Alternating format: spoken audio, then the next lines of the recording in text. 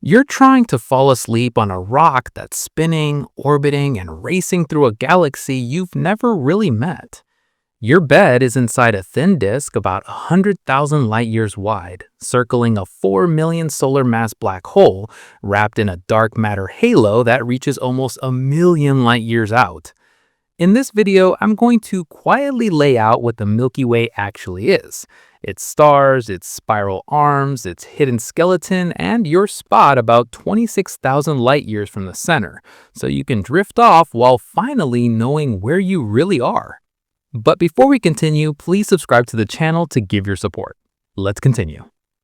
Your sun sits about 26,000 light years from the galactic center, out in the disk.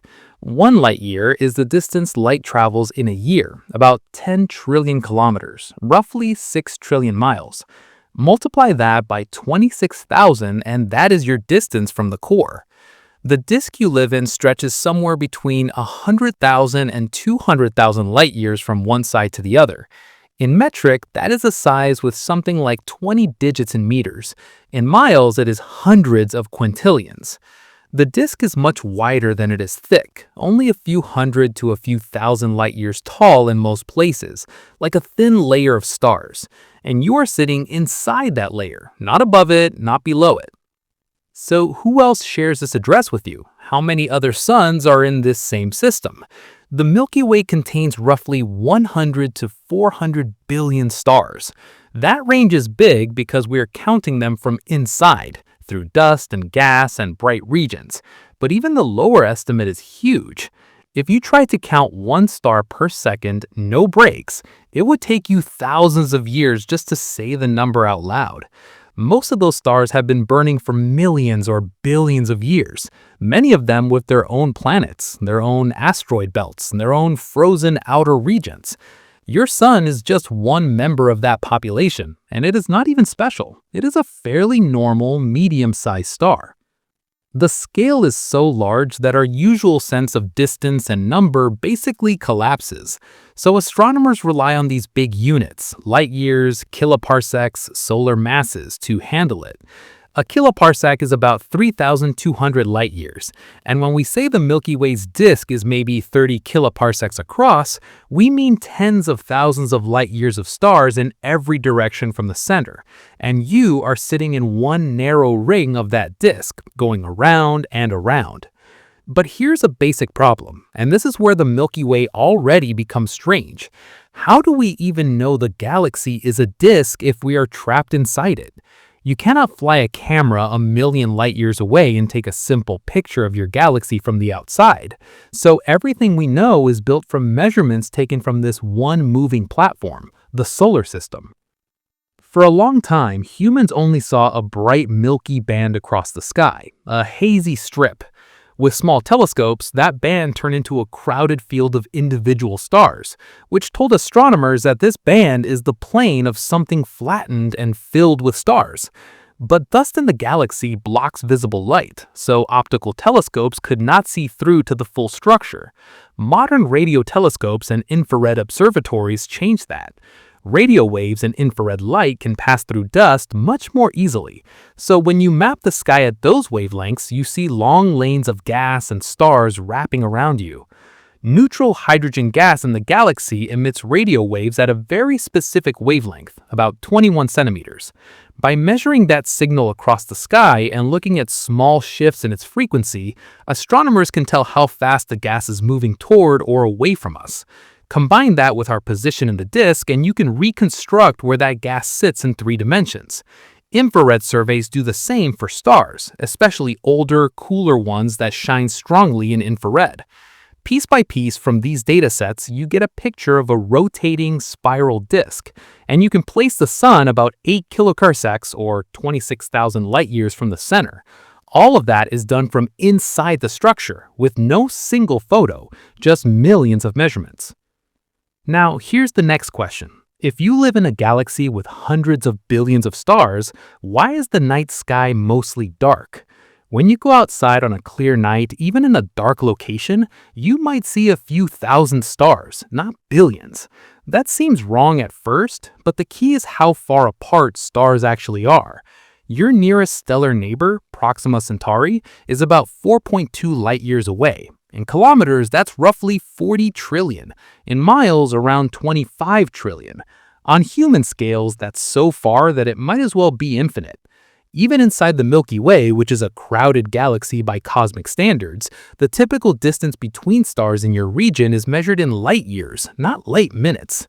The Sun is a sphere of about 1.5 million kilometers across, less than a million miles, but it is separated from the next star by tens of trillions of kilometers.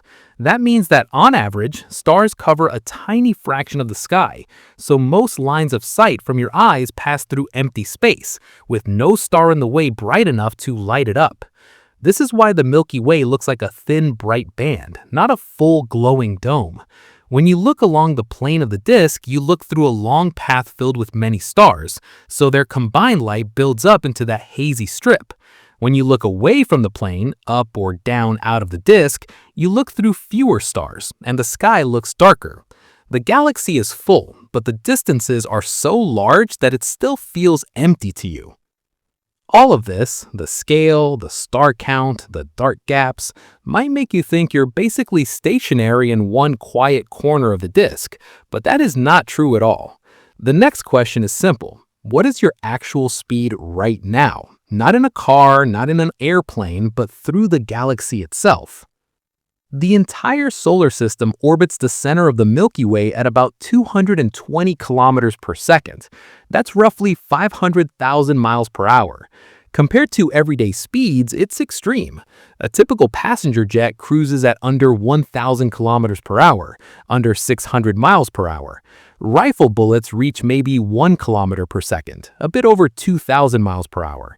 Your orbital speed around the galaxy is hundreds of times faster than that, and you carry that velocity all the time, sitting at your desk, walking outside, sleeping. You don't feel this motion for the same reason you don't feel the Earth's rotation or the Earth's orbit around the Sun. Everything around you is sharing the same motion. The atmosphere, the oceans, the ground, your own body, all are moving together in a smooth, nearly circular orbit around the galactic center. There is no sudden acceleration, no sharp turn, so your body doesn't register it as a force. But the numbers are real, and they add up over time. One full orbit around the Milky Way, one galactic year, takes about 230 million Earth years. That means the last time the solar system was at this same position in its orbit, the continents on Earth were arranged differently, and dinosaurs were just starting to appear. Over the lifetime of the solar system, about 4.5 billion years, the Sun has circled the galaxy maybe 20 times. Every species that has ever lived on Earth has done its entire history while riding on this moving platform inside this galactic disk. So you are not in empty space. You are inside a huge, rotating, star-filled structure. You are moving through it at extreme speed, and you have never seen it from the outside. Now, here's the next twist.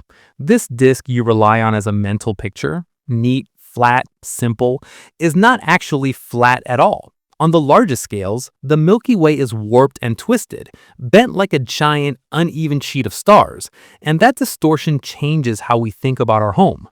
You've been shown the wrong picture of your home galaxy your whole life.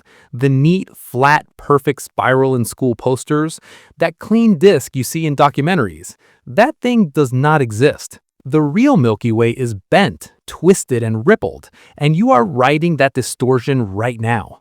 For decades, textbooks took the easy route, a simple flat disk with spiral arms drawn like a tidy pinwheel. It made sense because from Earth you see that bright band of the Milky Way across the sky, and a band suggests a flat plane. Early star counts also pointed to a flattened structure, so the flat disk became the standard image. The problem is, once radio surveys of neutral hydrogen got good enough and large star catalogs started to build up, that picture broke. When astronomers mapped neutral hydrogen gas all the way around the galaxy using its 21-centimeter radio signal, they noticed something uncomfortable. In the inner regions, the gas sits in a fairly clean midplane. But in the outer parts of the disk, tens of thousands of light years from the center, the gas starts to drift above and below that central plane. On one side of the galaxy, it bends upward. On the other side, it bends downward. The outer disk is literally warped, like a record left in the heat, except the record here is a structure more than 100,000 light-years wide, around a trillion kilometers. The simple, flat picture is wrong at the largest scales. So the next hard question is, how do you measure this warp precisely when you are stuck inside it, 26,000 light-years from the center, with no external viewpoint? The answer is, you lean completely on data. Radio telescopes scan the sky for that specific hydrogen signal. Every patch of gas sends out this signal at a known frequency. Because the gas is moving in orbit around the galaxy, its motion shifts that frequency slightly, a Doppler shift.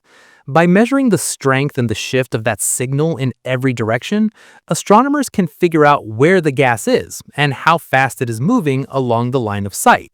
Combine that with models of the Milky Way's rotation, and you can place those gas clouds in three-dimensional space. When you do that, you see the warp clearly. The outer disk does not sit in one flat plane. It's tilted and bent. The deviations are in the kiloparsec scale, which means thousands of light years above and below the central midplane. We're talking about gas displaced by maybe 3,000 to 5,000 light years, sometimes more. In kilometers, that's tens of quadrillions. In miles, that's tens of quadrillions as well, just using a different conversion factor. This is not a tiny wrinkle. This is an enormous structural bend in a disk tens of thousands of light years wide. Gas is one thing, but you might ask, fine, the gas is warped, but what about the stars? Do they follow the same shape, or are they in a cleaner, flatter disk? That is where the Gaia mission becomes critical, and where the picture gets even more disturbing. The European Space Agency's Gaia spacecraft is basically a galactic survey machine. It measures positions, distances, and motions for well over 1 billion stars, using insanely precise angle measurements, down to micro arcseconds. For comparison, 1 arcsecond is 1/3600th of a degree. A micro arcsecond is a millionth of that. This is the kind of precision where you could, in principle, pick out something the size of a coin at thousands of kilometers away. With that level of detail, Gaia doesn't just map where stars are in the disk, it maps how they move, up, down, in, and out. When astronomers plotted Gaia's data, they found that the stellar disk is not just warped, it is rippled. There are vertical waves in the distribution of stars, patterns where stars move slightly above and below the midplane in coordinated ways. The amplitudes of these waves are a few hundred parsecs, so hundreds to a couple of thousand light years tall. These are not microscopic oscillations. They are large-scale waves running through the disk, like the galaxy has been hit and is still ringing. The disk is more like a disturbed sheet than a calm, flat platform. So now the obvious question hits. Who bent the galaxy? What has enough gravitational force to twist the disk that contains the mass of around 1 trillion suns? The main suspects are the Milky Way's own satellite galaxies. The Large Magellanic Cloud and the Small Magellanic Cloud, along with several dwarf galaxies, orbit the Milky Way inside its dark matter halo. The Large Magellanic Cloud alone probably has a mass of tens of billions of solar masses. That's like parking a smaller galaxy just outside the main disk and letting it swing around for billions of years. As these satellites orbit, their gravity tugs on the outer parts of the disk. They don't just pull once, they keep passing by, again and again, depositing energy into the stars and gas. Over time, those repeated tugs can tilt, bend, and twist the disk, creating the warp we see in the gas and the ripples we see in the stars. These interactions are not gentle. Relative speeds between galaxies can be hundreds of kilometers per second, hundreds of thousands of miles per hour. Each close pass is a gravitational punch, and the disk responds by flexing and oscillating.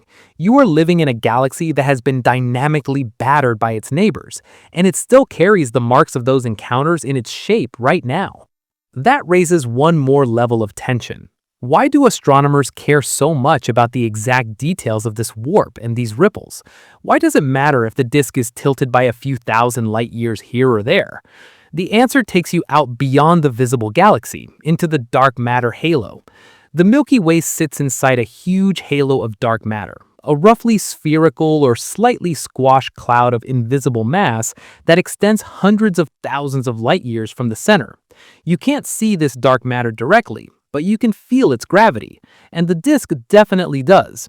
The exact way the disk is warped and how that warp precesses and changes over time depends on the shape, the density, and the motion of the dark matter halo. In other words, the warp is not just cosmetic, it's a live readout of the invisible mass around you. By modeling the warp as a kind of seismograph, astronomers treat the gas and the stars as the moving needle, and the dark matter halo as the structure that is being shaken. If the halo is lopsided, the warp will tilt in a certain way. If a massive satellite like the Large Magellanic Cloud is falling in, dragging its own dark matter around, that motion will induce specific patterns in the disk. Matching the observed warp and ripples to simulations lets you reverse engineer the hidden skeleton of the galaxy. So you started with a simple, flat postcard of the Milky Way, and it just collapsed. The real galaxy you live in is bent, shaken, and constantly responding to invisible forces and incoming satellites. And if the outskirts are this twisted, the next question is even heavier. What exactly is sitting at the very center, strong enough to hold all of this together? And how far can gravity be pushed before even light cannot escape? How strong does gravity have to get before light itself cannot get away? And what does that look like at the center of your own galaxy? At the very core of the Milky Way, right where all those orbits you heard about are pointing, there's a supermassive black hole called Sagittarius A, usually shortened to SGRA. It packs around 4 million times the mass of the Sun into a region only about as wide as Mercury's orbit around the Sun, so tens of millions of kilometers across, on the order of tens of millions of miles. All of that mass is inside a boundary called the event horizon, a surface where the escape speed reaches the speed of light. Inside that region, nothing comes back out. No light, no signals. From our point of view, it's effectively a one-way sink in spacetime. The density sounds ridiculous, 4 million suns crushed into a volume that small. But a supermassive black hole is not like a solid ball made of matter. The matter has collapsed into a region where our normal ideas of material break down. What you can talk about cleanly is its mass, its spin, its charge, and how its gravity affects the things around it. SGRA sits at the exact center of the Milky Way's overall gravity well. The stars in the inner few light years orbit that center. Gas clouds spiral in toward it. The whole structure of the inner galaxy responds to its pull. But if you cannot see the black hole itself, only its effects, how do you know it really has that mass? How do you weigh something that does not emit light? The trick is to use the stars that swing very close to it as test particles. Infrared telescopes, like the Keck telescopes in Hawaii and the Very Large Telescope in Chile, have spent decades carefully tracking individual stars in the crowded central region. One of the most famous is called S2. S2 follows a long, stretched-out orbit that carries it out to dozens of times the distance between the Earth and Sun, and then swings it in very close to SGRA every 16 years or so. Near closest approach, S2 reaches speeds of around 7,600 kilometers per second, about 17 million miles per hour. That is a few percent of the speed of light. At those speeds, the star completes its tight turn around the point in space where we see no bright object. By measuring the shape of S2's orbit and how fast it moves at different points, astronomers can calculate how much mass must be inside that tiny central region to hold it on that path. The answer comes out to about 4 million solar masses, packed into a volume smaller than S2's closest distance. If that mass were spread out in a cluster of normal stars, S2 would crash through the cluster, not make a clean orbit. The only object compact and massive enough to fit the data is a supermassive black hole. You might say, fine, you see stars whipping around something, but have you ever actually seen the black hole itself, not just its influence? For a long time, the answer was no. Then, the Event Horizon Telescope changed that. In 2022, after years of work, it released the first image of SGRA's shadow. The Event Horizon Telescope is not a single telescope. It is a global network of radio dishes spread across Earth from Antarctica to Europe to North America. By synchronizing them and combining their signals with very precise timing, they act like one giant dish almost as large as the planet. That gives them the resolution needed to see extremely small structures, even at the center of the galaxy 26,000 light-years away. What they capture is not a direct photograph in visible light, but the pattern of radio waves coming from hot gas swirling right outside the event horizon. In the processed image, you see a bright ring of emission and a darker patch in the center. That dark region is the shadow of the black hole, created because light paths that go too close get swallowed. The size and shape of that ring match what general relativity predicts for a black hole of about 4 million solar masses. To get that image, you are effectively resolving something roughly the size of Mercury's orbit at a distance of tens of thousands of light-years. That is a level of angular precision often compared to reading something very small from very far away, and it confirms that the compact object in the center behaves exactly like a black hole should. So is this thing just sitting there quietly as a dark lump? Not really. SGR-A feeds, just not as aggressively as a super bright quasars you hear about in the distant universe. Around the black hole, there is a region of hot, tenuous gas and sometimes clumps of material falling inward. As gas spirals in, friction and magnetic fields heat it up to millions of degrees Kelvin. At those temperatures, the gas emits high-energy radiation, X-rays and infrared light. Space-based X-ray observatories and infrared telescopes see sudden flares from the region around SGR-A, short bursts where the brightness jumps by a factor of several, then fades again. These flares can change on timescales of minutes.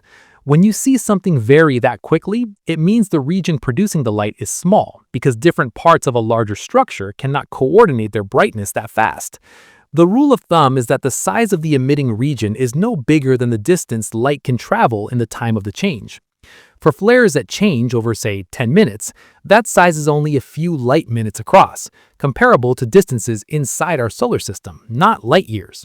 For SGR-A, that puts the flaring region only a few times larger than the event horizon itself, just a few Schwarzschild radii out, the radius where the escape speed hits the speed of light. So when you watch these flares, you're effectively looking at gas in the last stable orbits before it falls in for good. This pushes you to the last, very direct question in this section. Does gravity there really behave the way Einstein said it should, or does it start to break down in these extreme conditions? The star S2 gives you a powerful test. As it swings close to SGR-A, its light has to climb out of a deep gravitational well. According to general relativity, that should stretch the light to longer wavelengths, a gravitational redshift. S2 also doesn't follow a perfect closed ellipse like in simple Newtonian gravity. Its closest point to the black hole shifts slightly with each orbit, a precession effect. By measuring the spectrum of S2's light and the details of its orbit, astronomers can compare the data with the predictions of general relativity. So far, within the limits of our measurements, they match. The amount of redshift, the degree of orbital precession, all line up with Einstein's equations. You're not just using his theory as a nice idea on paper. You're watching space-time behave exactly as it should in a live galactic experiment around a real black hole. You live in a galaxy held together at the center by a 4 million solar mass object that bends space-time so hard that even light cannot escape, that flares as it feeds, and that lets you test the most fundamental theory of gravity we have. And yet, for all its mass, Sag A star is only a small part of the Milky Way's total weight. Most of the galaxy's mass is invisible, sitting in a huge halo around the disk, changing how stars move far beyond the bright center. How do you know there is something in the Milky Way that you cannot see, something with mass but no light? The first big clue shows up when you look at how fast stars orbit the galaxy at different distances from the center. If only the visible matter, the stars and gas you can see, were there, you would expect the orbital speeds to drop in the outskirts. Far from the center, gravity should get weaker and stars should move more slowly, the way planets far from the sun move more slowly than the inner ones. When astronomers actually measured these speeds, they got the opposite story. Once you get a few thousand light years out, the orbital speeds settle around roughly 200 to 250 kilometers per second, and then stays there, even tens of thousands of light years from the center. In miles, that is about 450,000 to more than 550,000 miles per hour.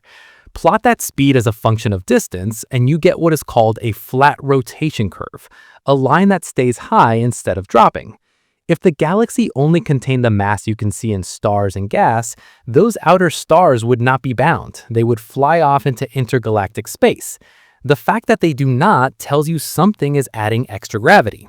That something does not shine, does not emit light the way normal matter does. That is the basic observation that screams there is unseen mass in and around the Milky Way. So the next step is brutal and simple. How much of your galaxy is actually made of this invisible stuff, and how big is the structure it forms? When you add up all the gravitational evidence, not just rotation curves, but also the motions of distant stars, clusters, and satellite galaxies, you get a total mass for the Milky Way of roughly 1 to 1.5 trillion solar masses. A trillion here means a million suns worth of mass. Now compare that to the mass in normal matter, the stuff that makes stars, gas clouds, dust, planets, you. That comes out to only a few % of the total. The rest is dark matter. This dark matter isn't sitting in the disk with the stars. It forms a huge halo, a roughly spherical cloud that surrounds the galaxy. Models suggest this halo extends out to about 200 to 300 kiloparsecs from the center. 1 kiloparsec is about 3,200 light years, so you're talking up to around a million light years across. The visible disk, the part you see in those pretty images, is maybe 100,000 light years wide. The dark matter halo is about 10 times that size in diameter. If the halo were made of normal, luminous stuff, your night sky would be flooded with light. Instead, it is invisible, detected only through its gravitational pull. But you're not allowed to just draw a big circle and say, there is a halo out there. You need to justify the numbers. So how do you actually weigh this thing if you cannot see it directly? One method uses distant halo stars and globular clusters as probes. These objects orbit far outside the main disk, sometimes tens of thousands, even over 100,000 light years from the center. At those distances, there is very little normal gas and dust. If you only counted visible matter, the gravitational pull out there would be weak. When astronomers measure the velocities of these halo stars and clusters, they find that many of them move at hundreds of kilometers per second, still strongly bound to the galaxy. Hundreds of kilometers per second is hundreds of thousands of miles per hour. To keep an object on such a fast orbit without losing it, you need a deep gravitational well, which means a large amount of mass inside that orbit. The fact that speeds stay high even where the visible matter drops off tells you there must be a lot of unseen mass extending far beyond the bright disk. By building up a large sample of these tracers and modeling their orbits statistically, you can estimate how much mass the halo must have at different radii, and you end up back at that trillion solar mass range. Single stars and clusters are useful test particles, but you also have bigger, more dramatic probes, the Milky Way's own satellite galaxies. Dwarf galaxies like the Sagittarius dwarf, the Large Magellanic Cloud, and the Small Magellanic Cloud all move inside the dark matter halo. They aren't light either. The Large Magellanic Cloud alone has a mass of tens of billions of suns. Their paths through the halo, over billions of years, are shaped by the full three-dimensional gravity field of the Milky Way and its dark matter.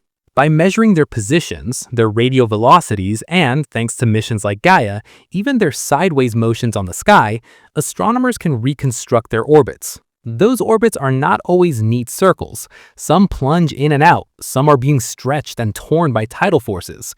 The Sagittarius dwarf is a clear example, currently in the process of being shredded, its stars pulled out into long streams that wrap around the galaxy. The shapes and orientations of those streams trace the shape of the halo. If the halo were perfectly spherical, the streams would follow one pattern. If it was squashed or lopsided, they would twist and precess in different ways.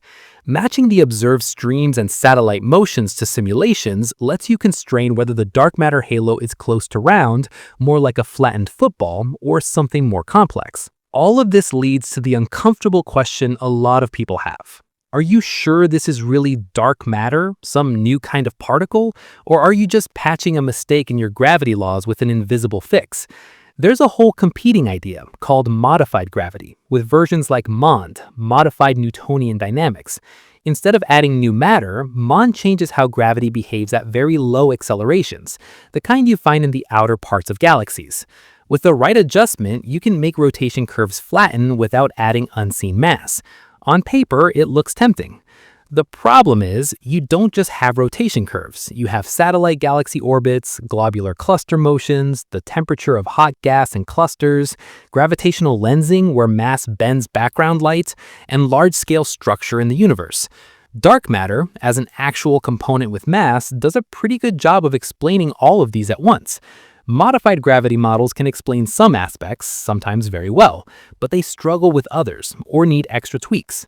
Right now, your own Milky Way is one of the main battlegrounds for these ideas. Its rotation curve, its halo tracers, its tidal streams, and its satellite motions are all data points in this fight. So your home galaxy isn't just a pretty spiral. It's a live experiment. Either it's filled with a new kind of matter that doesn't emit light, or the basic law of gravity you use in everyday physics is incomplete on large scales.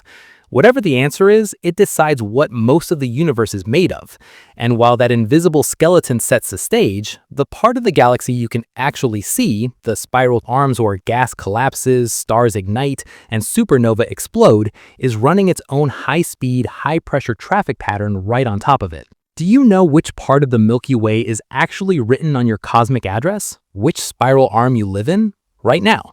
Your sun isn't sitting in a grand main arm. It's in a side feature, a smaller structure called the local arm, also called the Orion arm.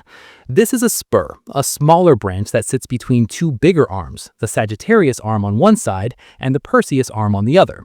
The local arm is only a few thousand light years wide compared to the whole spiral pattern, which stretches tens of thousands of light years across the disk.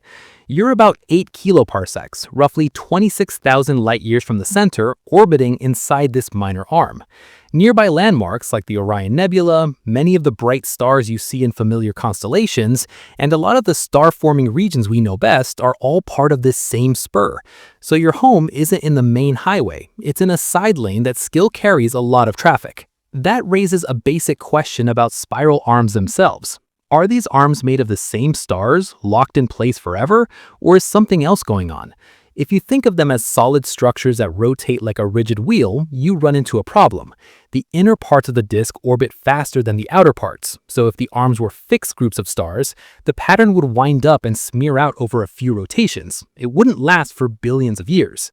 The way out of this is to see spiral arms as not fixed material, but as a pattern, a wave of higher density that moves through the disk.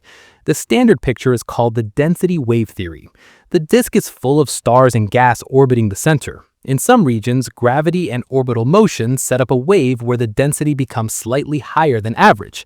When gas and stars move into that region, they slow down a bit, pile up, and the density bump stays there as a pattern, even though individual stars pass through it. A common way to picture it is like a traffic jam on a highway. The cars move in and out, but the jam itself sits in one place and slowly drifts. This is not just a nice story. Observations show that spiral arms are lined with very young hot stars and glowing gas regions, especially on the inner edge of the arms, where gas first hits the higher density zone. That's exactly what you expect if the arms are waves compressing gas. Gas clouds enter the arm, get squeezed, collapse more easily, and form massive stars, so the arms light up. Older stars, which live longer and have had time to move, are more spread out and not limited to the bright arm ridges. So if spiral arms are zones where gas gets crushed and stars get born, what do those birthplaces actually look like up close, in real numbers? One of the obvious signs of recent star formation is an H2 region, a cloud of hydrogen gas that has been ionized by very hot young stars.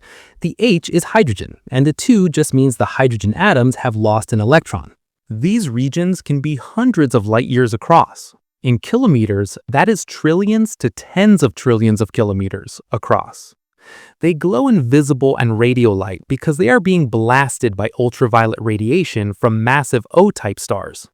These stars have surface temperatures of tens of thousands of degrees Kelvin, much hotter than the sun's roughly 6,000 Kelvin, and they shine hundreds of thousands of times brighter than the sun. They burn through their fuel fast, in only a few million years, so whenever you see an H2 region, you know you are looking at a very young stellar neighborhood. Radio and optical surveys of the Milky Way show chains of these H2 regions lining up along the spiral arms. That is a key piece of evidence that the arms are where gas is being compressed hard enough to trigger star formation. The arms are not just pretty patterns, they are active, high-pressure zones that shape where new stars appear. But those glowing regions are just the lit-up surfaces. They are the signs that something deeper is going on. Where does the raw material for all of this come from, and what state is it in before the stars turn on? The real fuel for star formation lives in giant molecular clouds, cold, dense clumps of gas and dust where molecules, especially molecular hydrogen, can survive. Hydrogen molecules themselves are hard to see directly in cold conditions, so astronomers often trace these clouds using emission from carbon monoxide, CO, which is mixed in with the hydrogen. When you map CO across the disk, you find massive clouds, some with up to 1,000,000 times the mass of the Sun, spread over sizes from a few tens to a few hundreds of light years. In kilometers, that ranges from many trillions up to quadrillions of kilometers across. These clouds are cold, with temperatures of only a few tens of degrees above absolute zero. They are dense compared to the surrounding gas, still much emptier than any vacuum you can make on Earth, but dense enough that gravity can slowly overcome internal pressure. In many of these clouds, turbulence, shock waves, and the squeeze from passing through a spiral arm create denser clumps. Those clumps collapse under their own gravity and fragment into star-forming cores.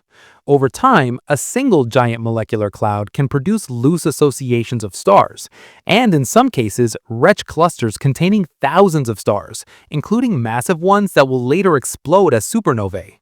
Once enough massive stars form, their radiation and winds begin to tear the cloud apart, shutting down further star formation in that patch and lighting it up as an H2 region. If spiral arms are driving this cycle, gas in, molecular clouds, collapse, new stars, feedback, then there is a deeper use for them. Can you treat spiral arms as clocks and read the timing of the galaxy from the ages of the stars they leave behind? The answer is yes, at least to a useful level. Across a spiral arm, from the side where gas is first compressed to the side where older stars drift out, you can measure a gradient in the ages of star clusters. Very young blue clusters and fresh H2 regions are found close to the densest part of the arm, where the gas has just been squeezed and stars have just ignited. Slightly older clusters, with stars that have had tens or hundreds of millions of years to evolve, show up farther downstream, on the side where material exits the arm pattern. This age sequence across distances of a few hundred to a few thousand light years gives you information about how fast the spiral pattern itself rotates compared to the motion of individual stars. If stars move through the arm in, say, tens of millions of years, and you know how far the age gradient stretches, you can estimate the pattern speed, the angular speed of the spiral structure. Put together with rotation curves, that tells you where in the disk stars move faster than the pattern, where they move slower, and where they roughly co-rotate. So, spiral arms are not just decoration, they are the galaxy's main star-forming highways, and at the same time, crude clocks that record the rhythm of star birth and motion. And when you pack massive stars into those arms and let them live fast, the next step is unavoidable. They die young, violently, exploding as supernovae and leaving behind some of the most extreme objects in the galaxy, scattered all through the disk you are writing. How many stars in the Milky Way are in the process of dying violently, right now, without you seeing any of it? In your galaxy, massive stars do not fade out quietly. They end in core collapse supernovae, explosions that briefly outshine entire galaxies. From models of stellar populations and from what we see in other galaxies like the Milky Way, we think our galaxy has one of these core collapse events roughly every 50 to 100 years. That means that in the time between your birth and your death, the Milky Way likely hosts at least one major stellar explosion. But you almost never see them with your eyes, because dust in the galactic disk blocks the visible light from many of these events. Historical records show only a handful of bright supernovae in the Milky Way over the last 1,000 years or so. The rest were hidden behind thick clouds of gas and dust. Today, astronomers do not rely on luck and clear skies. Neutrino detectors buried deep underground and space-based gamma-ray observatories watch constantly. When the core of a massive star collapses, it floods space with a burst of neutrinos and high-energy photons. Those signals are the early warning. And when the next nearby supernova goes off, we will detect it in particles and radiation, even if its visible light is heavily obscured. The obvious follow-up is, what exactly is left behind after a star tears itself apart like that? One of the most extreme answers is a neutron star. Take a star that started life with maybe 8 to 20 times the mass of the Sun. When it runs out of nuclear fuel in its core, gravity wins and the core collapses. Protons and electrons get crushed together into neutrons.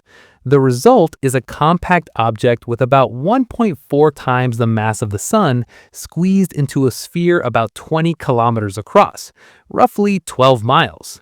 Think about that size for a second. 20 kilometers is about the distance across a small city. You could, in principle, walk that in a long day. Now put the Sun's mass into that volume. The density is so high that a tablespoon of neutron star material would weigh hundreds of millions of tons. Gravity at the surface is enormous, billions of times stronger than on Earth. If you somehow stood near the surface, which you cannot, you would be pulled down with absurd accelerations, far beyond any g-force a human body can survive. Neutron stars are not just dense, they are leftover gravitational engines from dead stars. Some neutron stars do something even stranger. They spin and beam radiation in a way that turns them into timing beacons across the galaxy. These are pulsars. After a supernova, the neutron star can be left spinning many times per second, sometimes hundreds of times per second, and with a strong magnetic field. Charged particles race along that field and emit beams of radio waves and sometimes X-rays from the magnetic poles. If those beams sweep across Earth, radio telescopes see regular pulses, each one a rotation. The fastest known pulsars, millisecond pulsars, spin hundreds of times per second, with rotation periods measured in thousandths of a second.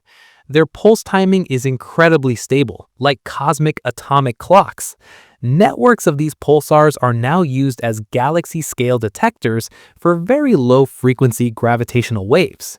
Tiny changes in the space-time between us and the pulsars, caused by passing gravitational waves from supermassive black hole mergers far away, can slightly shift the arrival times of the pulses. By monitoring many pulsars spread across the sky, astronomers can pick up a common pattern in those timing shifts, using the Milky Way itself as part of a gravitational wave observatory. Neutron stars are one outcome, but some massive stars go even further and collapse directly to black holes. These are smaller cousins of Sagittarius A star, called stellar mass black holes. They typically have masses from about 5 to 20 times the Sun's mass, sometimes more, and their event horizons are only a few tens of kilometers across. In size, that is similar to a neutron star, but with even more mass and a point of no return where not even light escapes. You do not see most of these black holes. The ones we do notice are often in binary systems, paired with a normal star. Gas stripped from the companion spirals into the black hole in an accretion disk, heats up, and emits X-rays. These X-ray binaries are the signposts that tell us, here is a black hole. From the numbers we detect and from population models, astronomers estimate there could be hundreds of millions of stellar mass black holes scattered through the Milky Way's disk. Most are quiet, not currently feeding, completely invisible unless you happen to see their gravitational influence on a nearby star. So the disk you live in is not just made of living stars, it's full of stellar corpses, neutron stars, and black holes left over from generations of massive stars that lived fast and died violently. But the story doesn't stop at the compact object. The expanding aftermath of the explosion, the supernova remnant, matters just as much, because it changes what future stars and planets are made of. Take the Crab Nebula, for example. It's the remnant of a supernova that went off in the year 1054, recorded by observers on Earth. Today, the nebula spans several light years across and is expanding at thousands of kilometers per second, millions of miles per hour. Its filaments and clouds are filled with heavy elements forged in the dying star and in the explosion itself. Iron, nickel, calcium, and in other types of supernovae, even heavier elements like gold and uranium are produced and flung out into space. Supernova remnants like this do two key things. They inject these heavy elements into the interstellar medium, mixing them into the gas and dust that later collapses into new stars and planetary systems. And their shock waves compress nearby gas, helping trigger new rounds of star formation. Over billions of years, repeated cycles of star birth and death steadily enrich the Milky Way. The heavy elements in your blood, in your bones, in the rocks under your feet were built in stars and spread by explosions like these. So right now, as you go through your day, somewhere in the Milky Way, a massive star is on the edge of collapse. A neutron star is flashing radio pulses hundreds of times per second.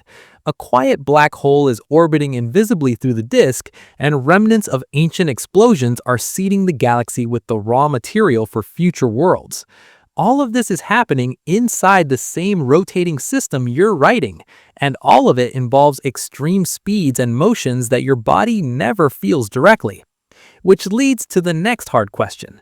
If you add up all these layers of motion, the Earth's spin, its orbit, the Sun's orbit, and even the Milky Way's own drift through space, how fast are you actually moving right now through the universe?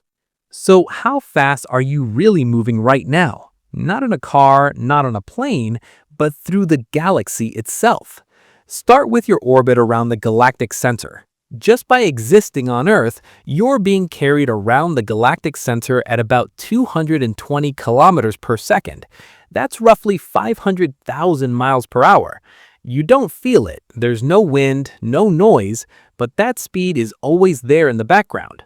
At that speed, in a single year, you travel about 7 billion kilometers relative to the galactic center, around 4.3 billion miles.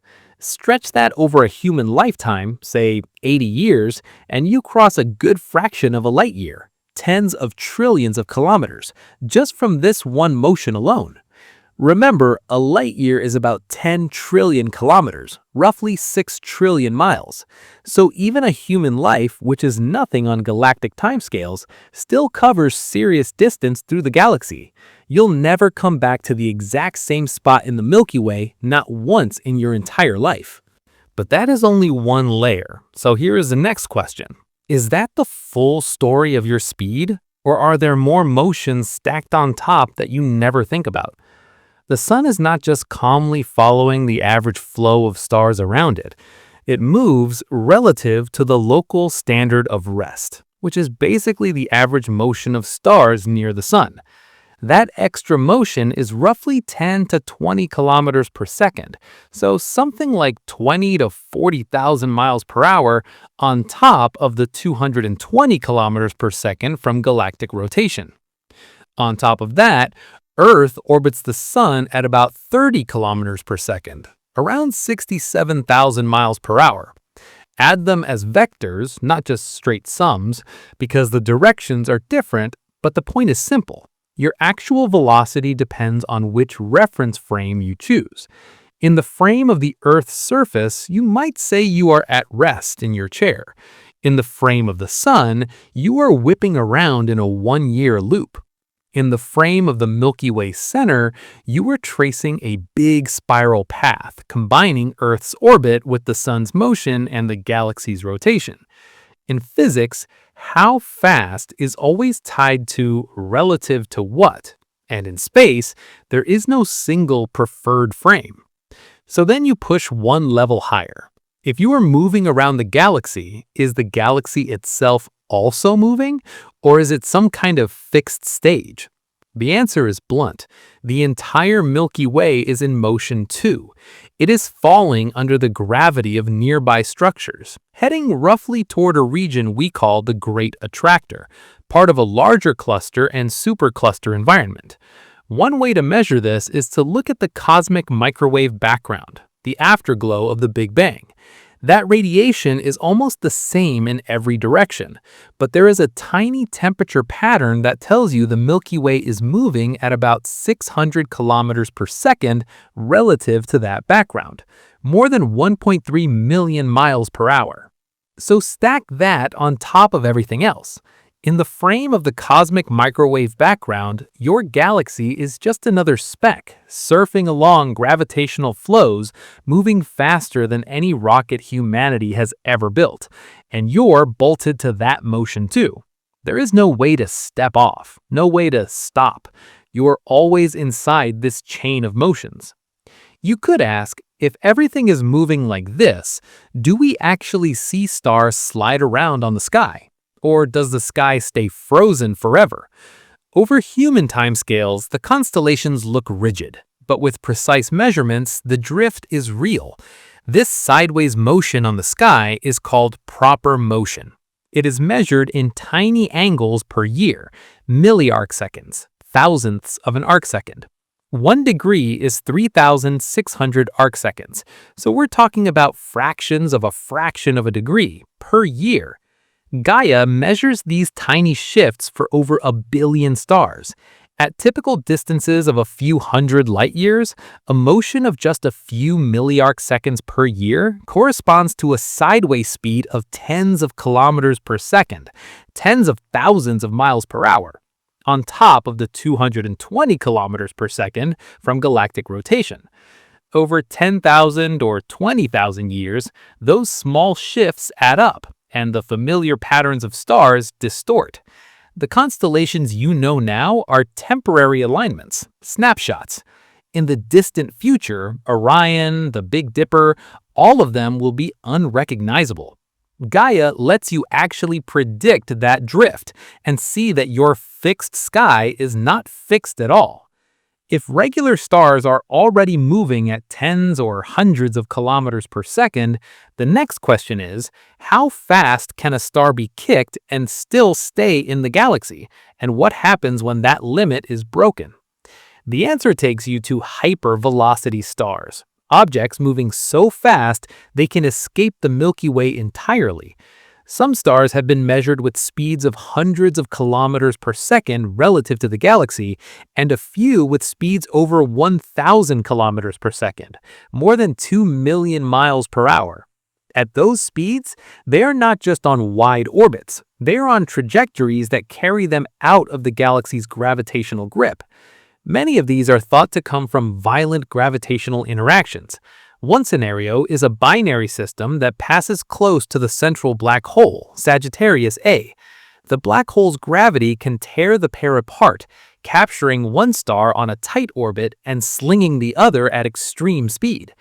Other hypervelocity stars may come from multi-body encounters in dense clusters, where close gravitational interactions transfer energy and kick one star outward.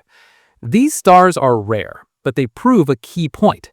The Milky Way is not a calm, closed system where everything just circles forever. It can eject stars, fling them into intergalactic space, and those stars carry information about the galaxy's deep gravitational potential and about the violent events that launched them. When you add that to your own layered motions, it becomes clear. There is no such thing as truly standing still in this universe.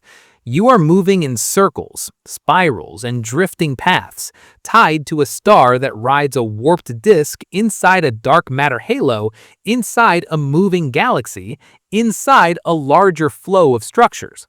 And while you're being carried along that highway, the stars around you are not a random crowd. Their ages, their orbits, and their chemical fingerprints are records. They store the entire life story of the Milky Way. If you know how to read them, nearby stars turn into evidence, and your whole galaxy turns into an ongoing archaeology project. Start with something very basic. Where in the galaxy a star spends most of its time? The Milky Way's disk is not just one uniform layer. There's a thin disk and a thick disk, and you can tell them apart by how far their stars wander above and below the midplane. Thin disk stars, like the Sun, mostly stay within a few hundred light years of the galactic plane. Their orbits are fairly flat and ordered, circling the center in a narrow band. These stars tend to be younger on average and richer in heavy elements. Thick disk stars are different. They range up to several thousand light years above and below the plane. Their orbits are puffier, more tilted, and more random. They tend to be older and more metal poor. Metal poor sounds odd, so spell it out. In astronomy, anything heavier than helium is called a metal. That includes carbon, oxygen, iron, calcium, all the stuff you think of as normal matter. Thick disk stars formed earlier in the galaxy's history, when fewer generations of stars had lived and died, so the gas they formed from had fewer heavy elements mixed in. Thin disk stars formed later from gas that had already been enriched by many supernovae. So just by measuring how far a star moves above the plane and how many heavy elements it has, you already get a rough sense of its age and which part of the disk it belongs to. But just knowing old and high versus young and flat isn't enough if you want to reconstruct detailed events. You need a sharper tool. So the next question is, how do you turn a star into a precise time capsule that tells you when and where it formed? That's where chemical tagging comes in. Spectroscopic surveys, big projects that collect light from millions of stars and break it into spectra, measure the strengths of absorption lines from different elements. From that, you can get abundances for heavy elements down to fractions of a percent. Two key numbers are often used. One is the iron to hydrogen ratio, usually written as iron over hydrogen, which tells you how enriched a star is in iron compared to the sun. The other is the alpha to iron ratio, where alpha elements include oxygen, magnesium, silicon, and a few others mainly made in core collapse supernovae. Why does that matter? Different kinds of supernovae enrich gas on different timescales and with different element mixes. Core collapse supernovae from massive stars go off quickly, within tens of millions of years, and pump out a lot of alpha elements. Type 1a supernovae from white dwarfs and binaries take longer, hundreds of millions to billions of years, and add a lot of iron. So if a star has high alpha relative to iron, it probably formed early, from gas enriched mostly by fast, massive star explosions. If it has lower alpha and more iron, it likely formed later, after the slower Type 1a explosions kicked in. Combine that with the star's overall metal content and its orbit, and you get a chemical fingerprint. Stars that formed in the same ancient star factory, whether that was a dwarf galaxy or a region of the Milky Way's disk, tend to share similar patterns of these ratios. Even if they are now spread out over thousands of light years, their chemistry ties them back to a common origin. Chemistry is powerful, but it leaves one big question hanging. If the Milky Way has been growing by eating smaller systems, where are the traces of those victims in real space? Gaia answered that by exposing structures that were basically invisible before, stellar streams. When Gaia mapped positions and motions of over 1 billion stars with high precision, astronomers found long, thin rivers of stars stretching across the sky. These streams can run tens of thousands of light years through the halo and around the disk. The stars in a given stream move together at similar speeds, often hundreds of kilometers per second, hundreds of thousands of miles per hour, on related orbits. These are not new structures being built now. They are the remains of dwarf galaxies and dense star clusters that fell into the Milky Way and were torn apart by its gravity. As the Milky Way pulled on them over billions of years, stars were stripped off and spread along their orbits, forming elongated trails. The Sagittarius stream, for example, is debris from the Sagittarius dwarf galaxy currently being shredded. Each stream is a fossil orbit, showing you how the Milky Way's gravity field has shaped and consumed smaller systems. Then there's one event that stands out as a major, violent chapter in the Milky Way's past, revealed directly by Gaia's data: the Gaia Sausage Enceladus merger.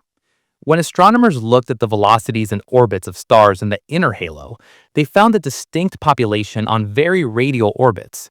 These stars plunge in toward the galactic center and then shoot back out, like elongated loops rather than neat circles. In velocity space, their distribution looks stretched, which led to the sausage nickname. Chemically, these stars are relatively metal poor, with specific alpha to iron patterns that mark them as different from stars born in the main Milky Way disk. The best explanation is that billions of years ago, the Milky Way collided with a dwarf galaxy that was maybe one quarter its mass at the time. That is not a tiny satellite. That is a large impact, a major merger. As this galaxy, now called Gaia Enceladus, fell in and was disrupted, its stars were thrown into those radial orbits. The debris now makes up a big part of the inner halo and probably contributed to building the thick disk. So by combining motions and chemistry, you reconstruct a collision that happened long before Earth existed. Once you see that, the old, simple picture of the Milky Way's formation starts to fall apart. The classic idea was that gas slowly collapsed into a rotating disk, formed stars, and then just kept going in a mostly smooth way. Now, the data say otherwise. The Milky Way's history is a chain of events. Early rapid star formation, major mergers like Gaia Enceladus, continuous accretion of smaller dwarfs, growth of the thick disk, then the settling and ongoing building of the thin disk, all inside a dark matter halo that keeps pulling in new material. Every spectrum you take from a nearby star, every precise motion Gaia measures, becomes one more data point in this reconstruction. A random sun-like star near you might carry the chemical pattern of a long-destroyed dwarf galaxy. A group of stars moving together through the halo might mark the last remains of a globular cluster pulled apart. Even in the solar neighborhood, the sky is full of subtle clumps and streams when you plot velocities in detail. The Milky Way you live in is the product of repeated collisions and steady cannibalism, not a quiet, isolated system. And if the outer halo and the disk already show you this much violence, you know the central regions, where the density of stars and gas is far higher, must be even more complicated. The bar and bulge in the middle are not just a bright blob. They're a spinning, stretched-out structure, built by instabilities and past events, still reshaping the inner few thousand light-years right now. When you picture the Milky Way center, do you still see a simple round blob of stars, a bulge glued onto the middle of a flat disk? That mental model is wrong. The real central region is a rotating, stretched-out structure, more like a spinning bar buried inside a complicated three-dimensional bulge, and your whole inner galaxy is shaped by it. For a long time, astronomers talked about the Milky Way as a normal spiral galaxy with a central bulge, because that's what optical observations suggested. The dusty disk blocks a lot of light toward the center, so optical light maps gave a very incomplete picture. Once infrared surveys really kicked in, that changed. Infrared light cuts through much of the dust, so telescopes could finally see the underlying star distribution in the core. Those observations showed a clear bar of stars crossing the center of the galaxy. This bar is around 3 to 5 kiloparsecs, so roughly 10,000 to 16,000 light-years end to end. That's a piece of structure running right through the central region, not a small detail. The classic simple spiral picture, with a round bulge and neat arms attached, had to be updated. Your galaxy is actually a barred spiral, where the bar itself is a major part of the inner dynamics. Once you accept there's a bar, the next question is, what does the bulge around it really look like? Is it a smooth, round ball, or something more complex? Star counts in different directions toward the center show that the bulge is not spherical. When astronomers map how the number of stars changes with position and how their brightness is distributed, they find a shape that is boxy or peanut-like, stretched along the bar and puffed up above and below the plane. This boxy or peanut-shaped bulge extends several thousand light-years up and down from the disk. In kilometers, that's tens of quadrillions. In miles, also tens of quadrillions. It's a full three-dimensional structure, not just a flat central bump. Simulations of disk galaxies show that bars can form from instabilities in the disk itself. Once the bar forms, stars get trapped on certain orbits that support this boxy, peanut-like shape when you view it from the side. So the bulge is not a separate, simple ball added on. A big part of it is probably the inner disk rearranged by the bar over billions of years. If the bar and bulge are this big and this structured, what are they actually doing to the rest of the galaxy? Are they just sitting there as decoration, or are they moving matter around? The answer is that the bar actively channels gas towards the center. Gas clouds in the inner disk don't just orbit in circles.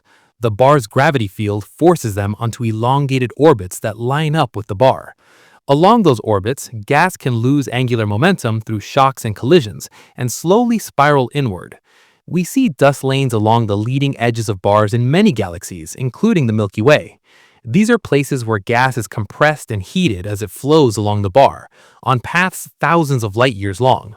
Over time, this flow funnels gas into the central few hundred or few thousand light years, where it can feed bursts of star formation in the inner disk and nuclear region. In some cases, enough gas can reach the very central parsecs, the very central few light years to feed the supermassive black hole, Sagittarius A star, at a higher rate, temporarily lighting up the core as an active nucleus. So the bar is not passive, it's a conveyor system that slowly pushes gas inward. You might then ask, with all that gas moving around, what does the stellar population in the core actually look like? Is it all ancient, or is there recent activity mixed in? Observations say it is both. The bulge contains stars older than 10 billion years. These very old stars formed early in the Milky Way's history, before the disk fully settled, and they form a kind of fossil record of the galaxy's youth. Their low heavy element content matches that early era. But the bulge is not only ancient. There is also clear evidence of younger populations. Spectra of stars in the inner regions and the presence of certain types of variable stars show that there have been multiple episodes of star formation after that first generation.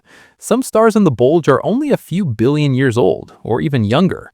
The core has not been a quiet graveyard. It has been refueled by bar-driven gas inflow and has formed stars in several distinct bursts. By studying the distribution of ages and compositions, astronomers can build a timeline of when the bar started driving gas inward and how the central activity changed over time. That leads to the last, more technical but crucial piece. How fast does the bar itself rotate, and what does that do to the orbits of stars and gas around it? The bar is not fixed in place. It rotates with a certain pattern speed, an angular rotation rate. The rest of the disk does not rotate at the same rate at all radii. That mismatch sets up resonance regions, distances from the center where the orbital frequencies of stars and gas line up in simple ratios with the bar's pattern speed. At these resonances, orbits can be strongly affected. Some stars get trapped on bar-supporting orbits, reinforcing the bar. Others are pushed away, creating gaps or rings. In the inner few kiloparsecs, these resonances can carve out ring-like structures of gas and young stars, and shape where star formation is enhanced or suppressed. In the inner tens of thousands of light years, the combination of the bar's gravity and these resonances can sculpt the distribution of matter into specific patterns, not just a smooth gradient. So the central region of the Milky Way is a spinning stellar engine.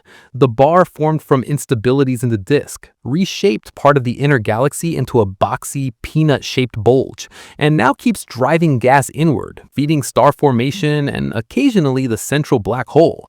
The stars in that core record multiple generations of activity, not a single simple event. And the rotating bar keeps setting up resonance zones that trap or disturb orbits in the inner tens of thousands of light years. All of this is happening against a much larger, more diffuse structure that reaches far beyond the bar and bulge. Outside the bright disk and wrapped around the whole system is a sparse but ancient population of stars and clusters.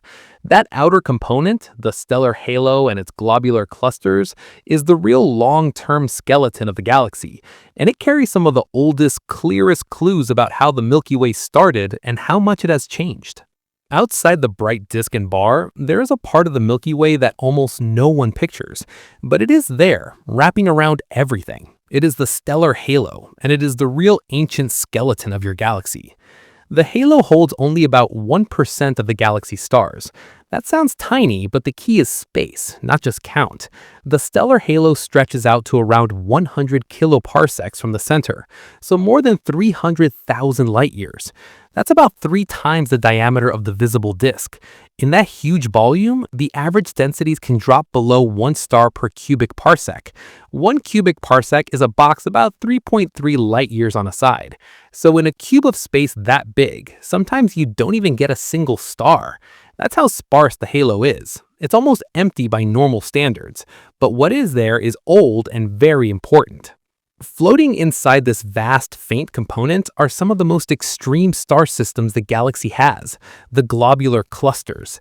The Milky Way hosts about 150 to 160 known globular clusters. Each one is a dense sphere of stars, not a loose group. A typical globular cluster can contain hundreds of thousands of stars.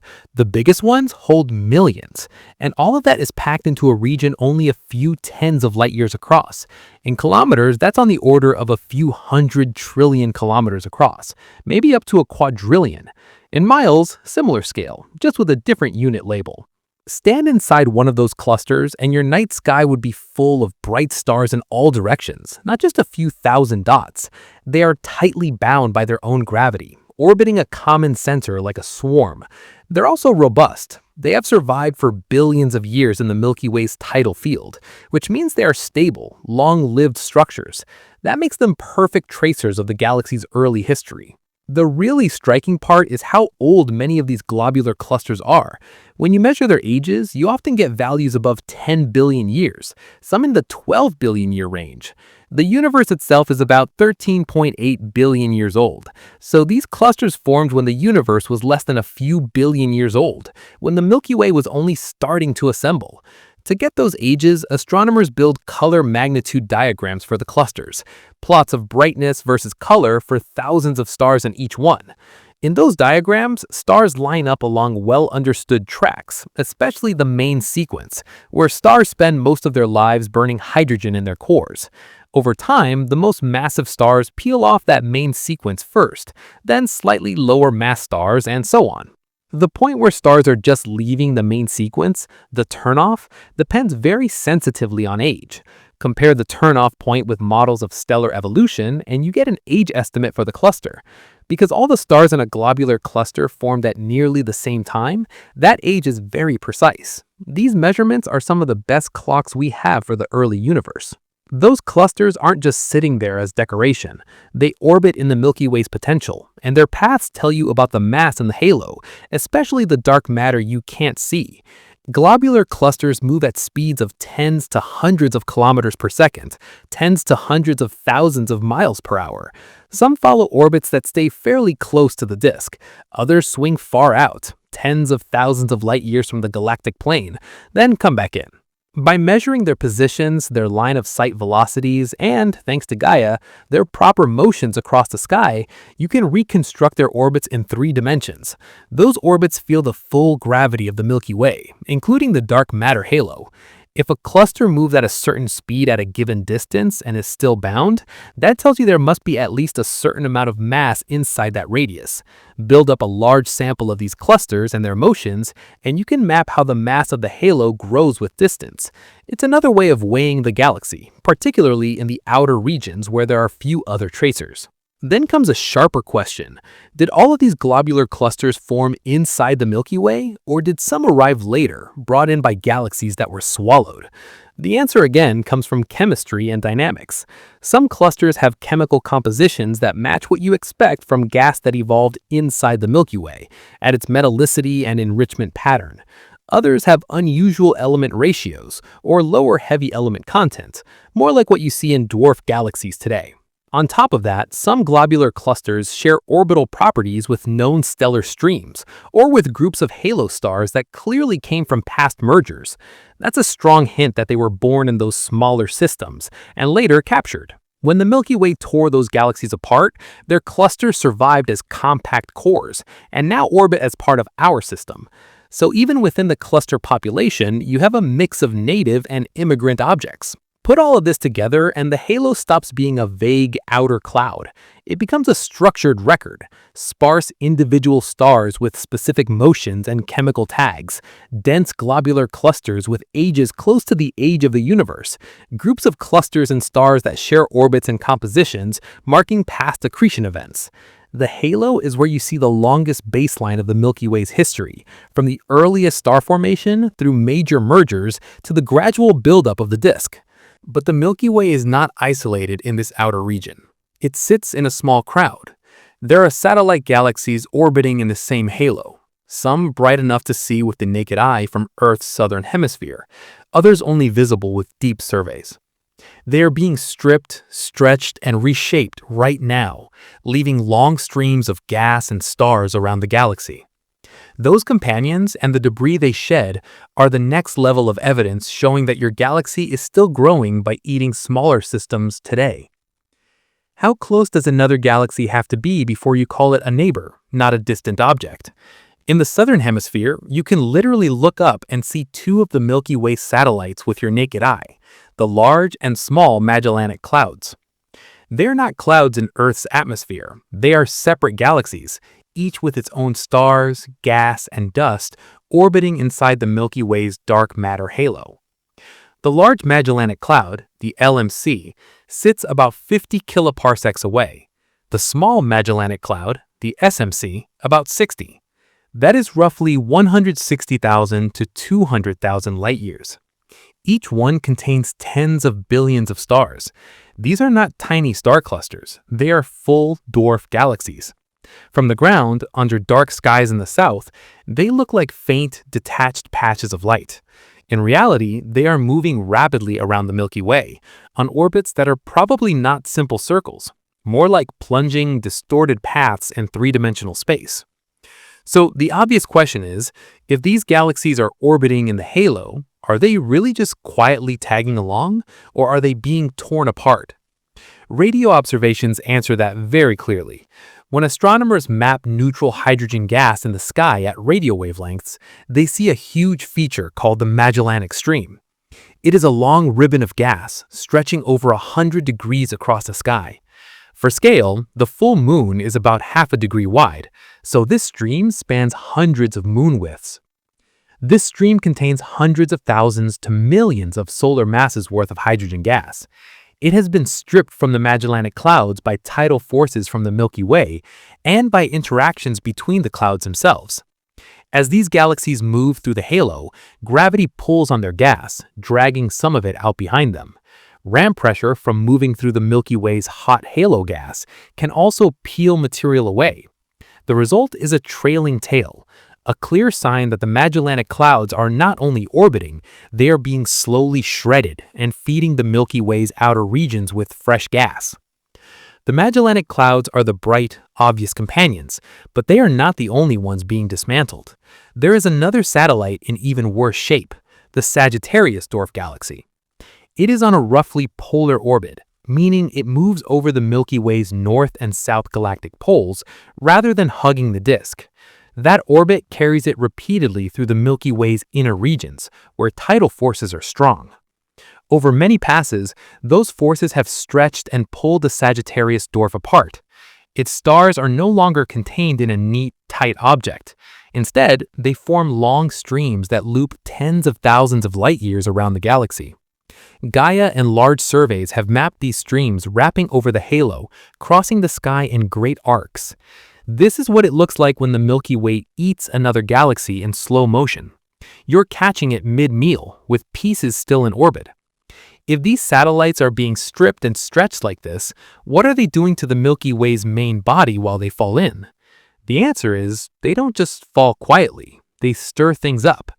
As massive satellites like the LMC, SMC, and Sagittarius dwarf orbit and interact with the Milky Way, they transfer energy into the disk and halo. That process is often called dynamical heating. Stars in the disk, which might have started on relatively flat, cold orbits, get kicked into higher and more tilted paths. Over time, this heats and thickens the disk, especially the outer parts. The same interactions can also trigger warps and ripples on kiloparsec scales, thousands of light-years. The warped outer disk and the vertical waves seen in Gaia's data are likely connected to these satellite encounters. On the gas side, the gravitational pull of the satellites and the impact of their stripped gas streams can compress parts of the Milky Way's gas disk, possibly triggering bursts of star formation in certain regions. This is galaxy-scale tide physics. Instead of oceans rising and falling under the moon's pull, you have disks bending, halos stirring, and gas streams being drawn out over hundreds of thousands of light-years. None of this is gentle in human terms. Relative speeds can hit hundreds of kilometers per second, hundreds of thousands of miles per hour, and the mass involved is measured in billions of suns. All of this activity is happening inside a bigger setting that you rarely think about. The Milky Way is not sitting alone in the universe. It is one large galaxy in a small group of galaxies, called the local group.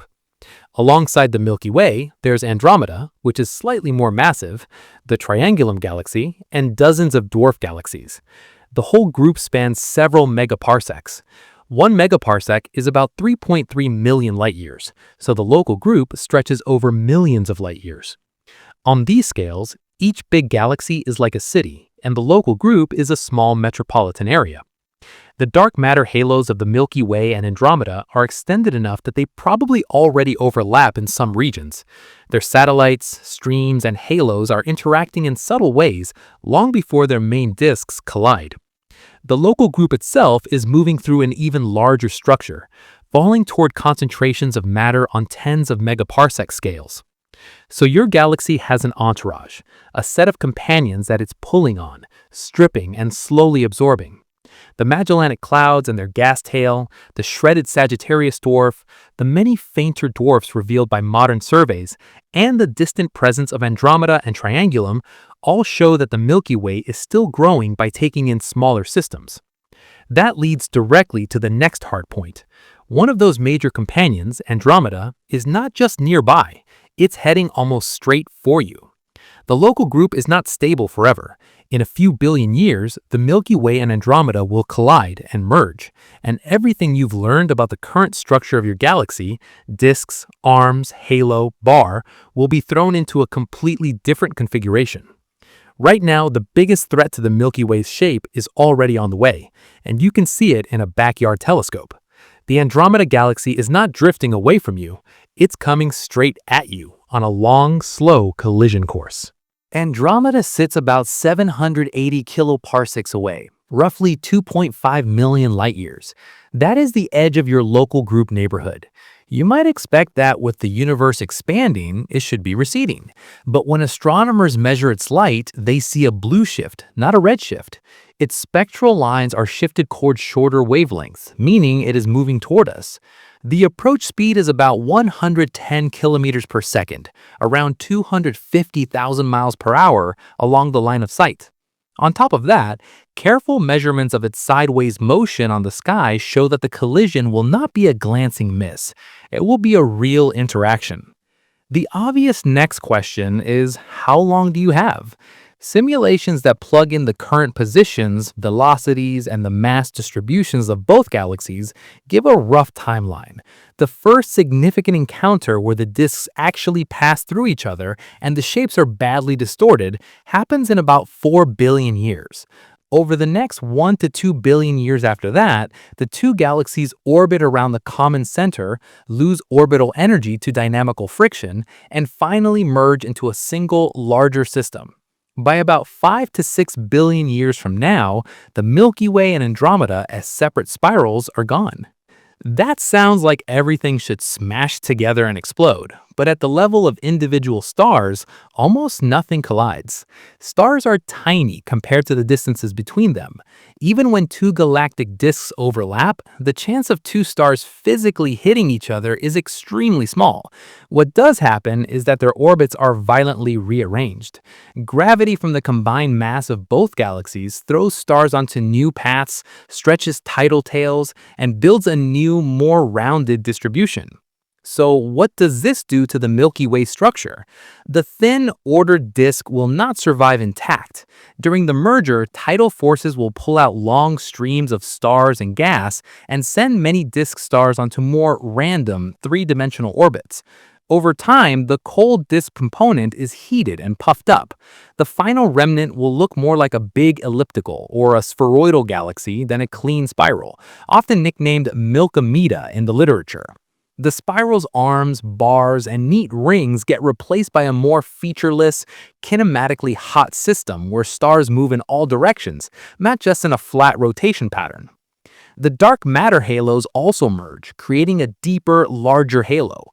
Globular cluster systems will be mixed, satellite galaxies will be redistributed or consumed, and the overall density profile of the remnant will be different from either parent.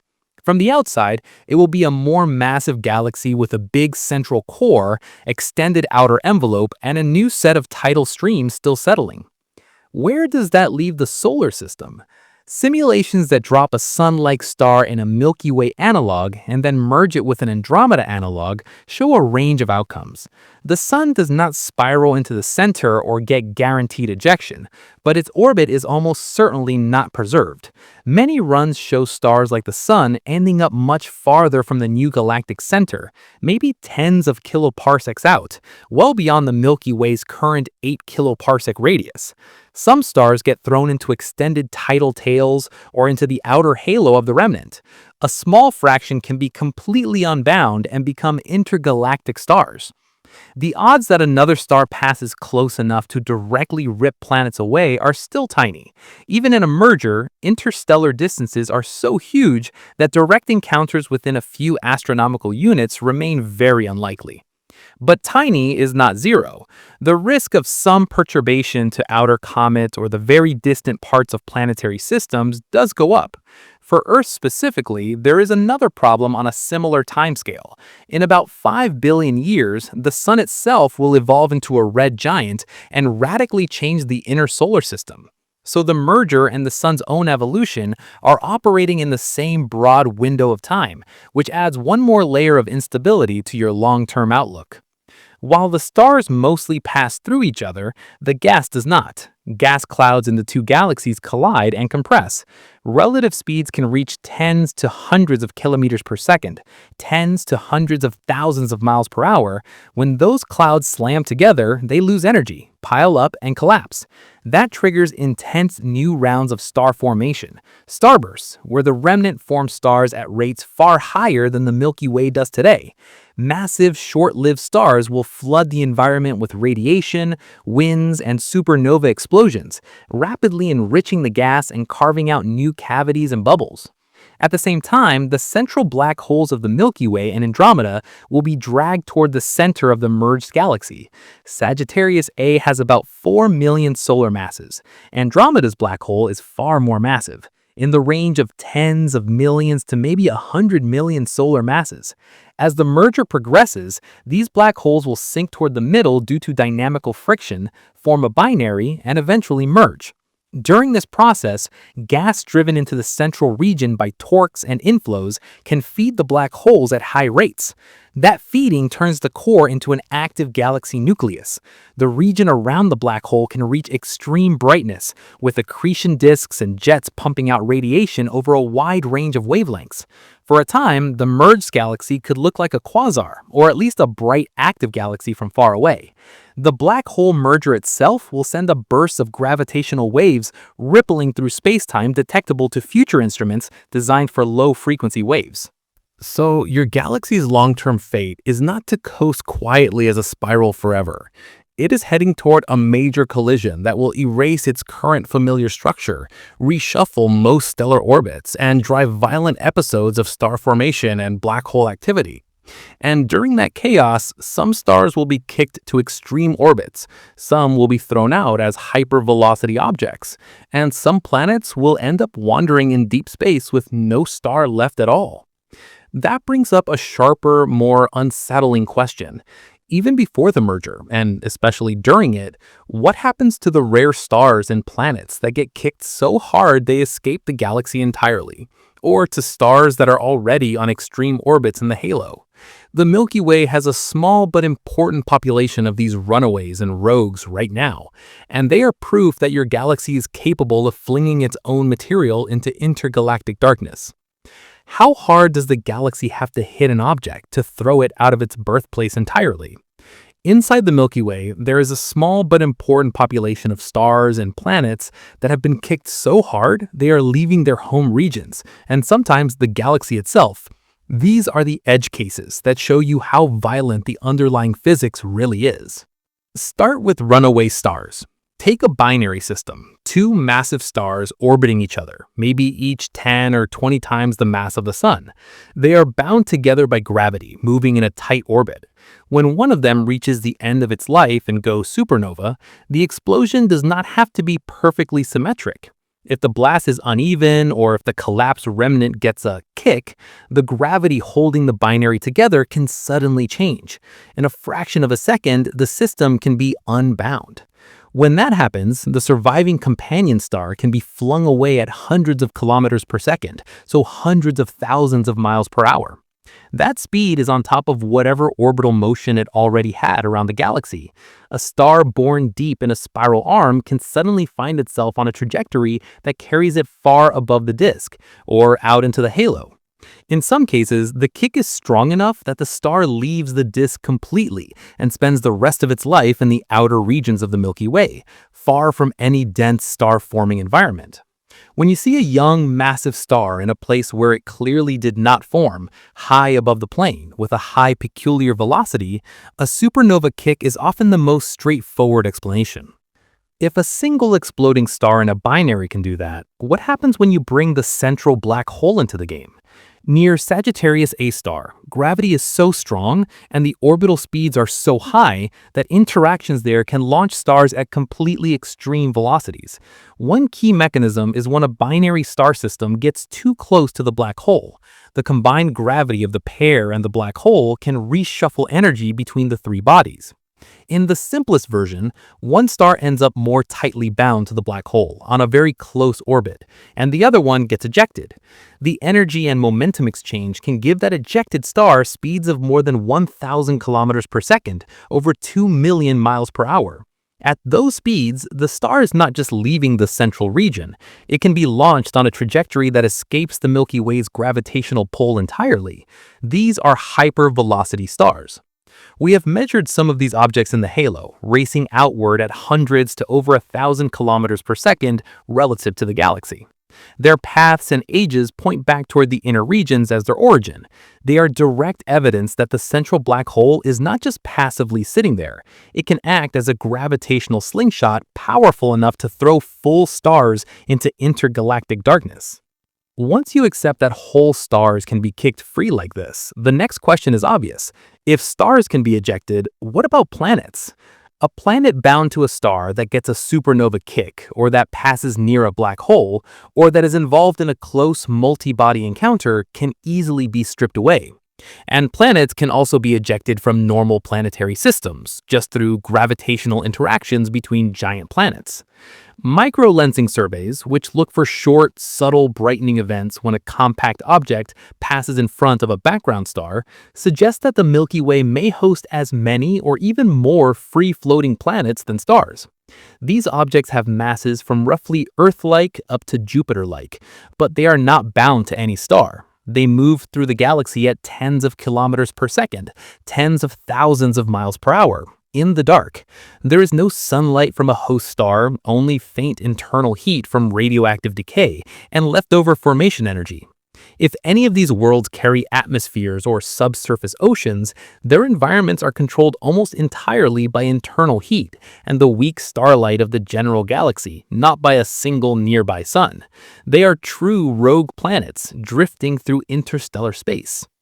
Not every extreme orbit is unbound, though. Some stars in the galactic halo are still gravitationally tied to the Milky Way, but follow very stretched radial paths. They dive deep toward the center and then swing out to apocenters tens of kiloparsecs away, so tens of thousands or even over 100,000 light years from the center. Their speeds can reach hundreds of kilometers per second at pericenter and slow down in the outskirts, but they remain part of the galaxy's extended structure. These extreme orbits are not random. They're often the debris of past mergers, like the Gaia, Sausage, and Enceladus event, or come from disrupted satellites. Because these stars probe a wide range of radii, from the inner halo to the outer parts, their trajectories are extremely useful for mapping the Milky Way's gravitational potential. If a star with a given energy and angular momentum reaches a certain maximum distance and then falls back in, that tells you how deep the potential well is out there, which in turn constrains how much dark matter you need at that radius. In other words, the wildest orbits give you some of the strictest tests of the galaxy's mass distribution. So what do all these edge cases actually tell you about the Milky Way as a system? Every edge object is a piece of evidence. A runaway star points to an asymmetric supernova and the binary that was torn apart. A hypervelocity star points straight at a strong interaction with the central black hole, or a dense cluster. A rogue planet hints at violent rearrangements in planetary systems and at the overall rate of ejections during planet formation. Halo stars on very radial orbits carry the imprint of past mergers and the shape of the dark matter halo. When you collect these populations and study their statistics, you don't just get a list of oddities. You get constraints on how often massive stars explode in certain ways, how many tight binaries exist near the central galaxy, how strong the central potential is, and how frequently planetary systems eject their own members. You also get a sense of how active the Milky Way really is. It's not a quiet, stable disk where everything moves in gentle circles. It's a system where gravity regularly throws objects into new environments at extreme speeds. And that matters for one more reason. If stars and planets can be kicked into the halo, into intergalactic space, or into extreme orbits, then the conditions for life are not just set by calm, circular paths in a thin disk.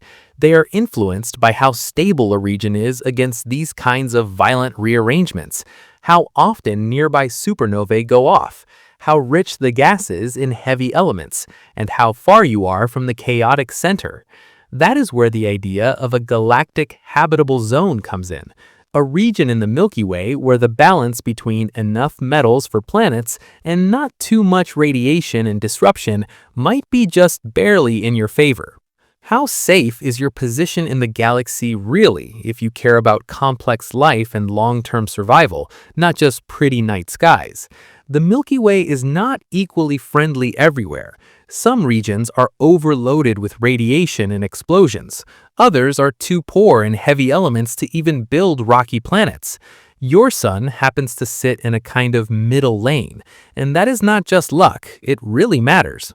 Start at the center. Within a few kiloparsecs of the core, so inside about 3 to 6,000 parsecs, that is roughly 10 to 20,000 light years, conditions get harsh fast. Star density goes way up. There are more massive stars, more close encounters, more supernovae, and stronger radiation backgrounds. You also have the central black hole and its environment, which can flare in X-rays and infrared when gas falls in. Planetary systems there are packed into a more crowded environment with more frequent high-energy events. Think about what that means for a planet trying to hold on to life over billions of years. A nearby supernova, within a few tens of light years, can flood a planet with high-energy radiation, damage its atmosphere, and potentially trigger mass extinctions. In the inner regions of the galaxy, those kinds of events are more common, simply because there are more massive stars per cubic parsec. The probability of a truly sterilizing hit goes up. You also have more close gravitational encounters, which can disturb comet clouds and throw more impactors into the inner system. So being too close to the center comes with a higher risk of catastrophic resets. So if the core is dangerous, why not say the safest place is as far out as possible, in the quiet outskirts? That sounds reasonable until you look at the chemistry. In the outer disk, beyond tens of kiloparsecs from the center, many stars are metal poor. That means the gas they formed from contained fewer heavy elements, the stuff you need to build solid planets.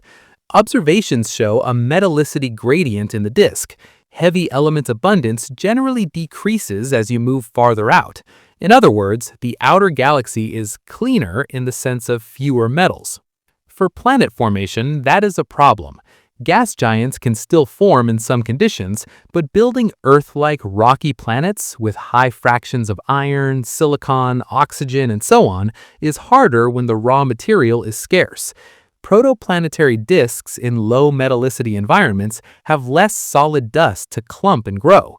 Over billions of years, enrichment from supernovae does spread heavy elements outward, but the outermost parts lag behind.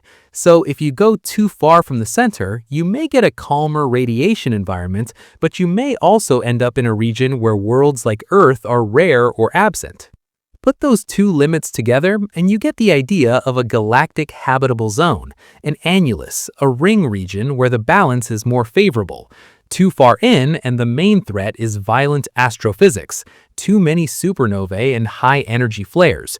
Too far out and the main problem is a lack of ingredients. Models that try to quantify this balance usually put the most favorable region for complex life somewhere between about 7 and 10 kiloparsecs from the galactic center. That is roughly 23,000 to 33,000 light-years. Your sun sits at about 8 kiloparsecs, around 26,000 light-years from the center, right in that band. It lives in a part of the disk where heavy element abundance is high enough to form rocky planets and complex chemistry, but far enough from the core that catastrophic radiation events are less frequent than they would be in the innermost few kiloparsecs. That does not mean the region is perfectly safe, only that statistically, the conditions for long-term stability and complex life look better here than in many other parts of the galaxy. But there's a time dimension to this zone too, not just a distance. Early in the Milky Way's history, the entire galaxy was poorer in heavy elements. The first generations of stars formed out of almost pure hydrogen and helium left from the Big Bang. They had almost no iron, silicon, or carbon compared to the Sun. Those early populations would have struggled to build rocky planets at all. Over billions of years, massive stars lived and died. Supernovae seeded the gas with metals, and each generation of stars formed from gas with a higher heavy element fraction. That means there was a period when even the right distance from the center wasn't enough, because the ingredients weren't there. Only after enough cycles of star formation and explosion had enriched the disk did regions at 7 to 10 kiloparsecs become fully capable of building Earth-like planets in large numbers. As time went on, enrichment spread to other radii as well, and the habitable zone widened, both outward and inward. So the galaxy did not start habitable, it became more habitable over time, and that process is still going on. So how do you test any of this instead of just drawing rings on a diagram? You look for planets systematically around stars in different parts of the galaxy with different ages and metallicities. Missions like Kepler, TESS, and large radial velocity surveys have already found thousands of exoplanets. They see planets around stars older than the Sun and younger than the Sun, around metal-rich stars and some metal-poor ones. Hot Jupiters, mini Neptunes, super-Earths, and more. When you compare planet occurrence rates with host star metallicity, you already see trends. Gas giants are more common around metal-rich stars. Smaller, rocky planets seem robust but still respond to chemistry. As surveys expand and we get better distance coverage, especially with Gaia giving precise positions and orbits, we can start comparing planet populations at different galactocentric radii. Do stars closer to the center really host fewer long-lived, stable Earth-like systems? Do outer disk stars lack rocky planets altogether, or just have fewer? These are ongoing questions, and the answers will either support the galactic habitable zone model or force us to revise it. The key point for you is simple. You live in a galaxy where environment matters on every scale, from the distance to your own star to the distance of that star from the galactic center. The Milky Way is not uniformly friendly or uniformly hostile. It has safer bands and harsher zones, and those zones shift over billions of years as the galaxy enriches and as its structure changes. And here's one more twist. Everything you've learned about distances, motions, and environments in the Milky Way depends on one thing: maps. You can't fly out of the galaxy and take a picture. You built all of this structure from tiny changes in starlight, from radio signals, from parallaxes too small for the human eye to see. The only reason you can talk about habitable zones, dark halos, warps, and streams is because of a set of instruments that turned the Milky Way from a fuzzy band in the sky into hard numbers. Start with Gaia, because without it, you're basically blind. Gaia is doing a billion-star census. It measures positions, parallaxes, and proper motions for well over a billion stars, with reliable distances out to tens of thousands of light-years. Parallax is the tiny apparent shift in a star's position when Earth moves around the sun. The baseline is 1 astronomical unit, about 150 million kilometers, roughly 93 million miles. The angle you measure is often a few milli-arcseconds or even micro-arcseconds. 1 micro-arcsecond is 1/1,000,000th of an arcsecond, and 1 arcsecond is 1/3600th of a degree. That's like trying to detect the offset of a coin seen from thousands of kilometers away, and not just once, but repeatedly for years. From those angles, Gaia gives you distances in parsecs. 1 parsec is about 3.3 light years, around 30 trillion kilometers, roughly 19 trillion miles. Combine those distances with proper motions, tiny drifts on the sky measured year after year, and you get 3-dimensional positions and velocities for huge numbers of stars. Suddenly, the disk and halo are not just a flat image, they are a moving 3-dimensional swarm you can analyze. But Gaia mainly sees stars in optical light, and dust in the Milky Way's disk blocks a lot of that. So the next question is, how do you see the structure of the gas that actually traces the spiral arms and the warp when visible light is blocked? That is where radio surveys come in. Neutral hydrogen, the most common form of gas in the galaxy, emits radio waves at a wavelength of about 21 centimeters. Radio telescopes scan the sky at this wavelength and record how strong the signal is and how its frequency is shifted. That shift comes from the Doppler effect, because the gas is moving relative to us. By measuring this in many directions, you can map where hydrogen gas is concentrated and how it is rotating around the galaxy. Arrays like the Very Large Array use baselines of thousands of kilometers between antennas. By combining signals from widely separated dishes, you get angular resolution finer than an arcsecond, much sharper than a single dish could achieve. Radio recombination lines, where electrons rejoin ions and emit radiation, help map ionized gas regions.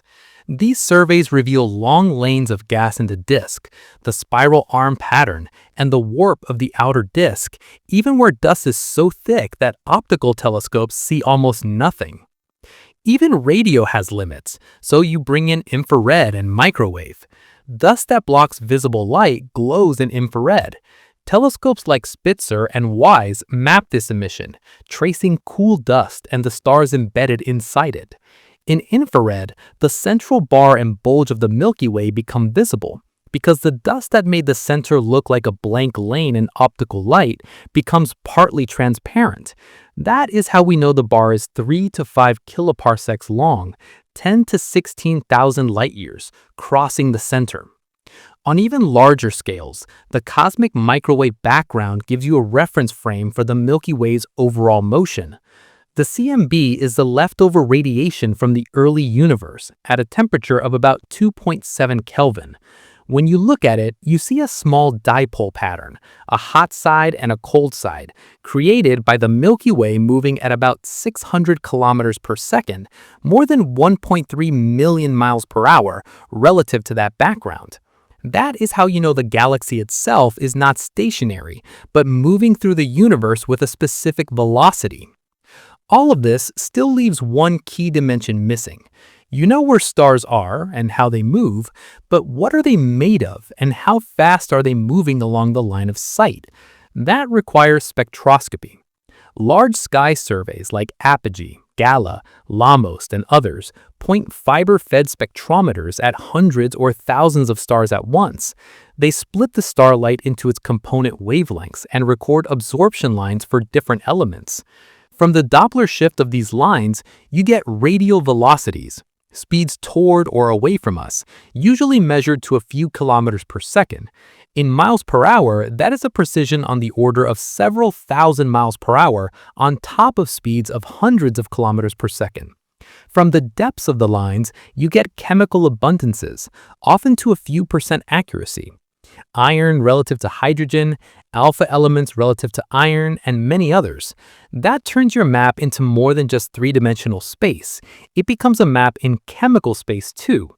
Stars with similar compositions and orbits can be grouped as relics of the same origin, whether that is the thick disk, a specific dwarf galaxy, or an ancient star-forming region. So now you have Gaia giving you positions, distances, and proper motions. You have radio arrays mapping gas through dust, showing spiral arms and warps. You have infrared surveys revealing the bar, the bulge, and embedded star-forming regions. You have spectroscopy giving you radial velocities and detailed chemistry. You combine all of this with dynamical models, which solve for how a system of stars and gas moves under gravity. The result is completely different from what humans had just a century ago. Back then, the Milky Way was a vague, glowing streak in the sky, and people were still arguing about whether spiral nebulae were part of it or separate galaxies.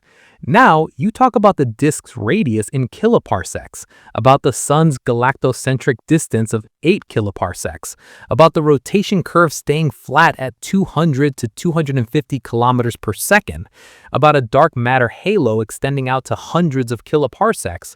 You quantify the warp in thousands of light years, the bar length in kiloparsecs, the halo density in solar masses per cubic parsec. You also track changes. With repeated Gaia data releases, you see subtle accelerations in star motions.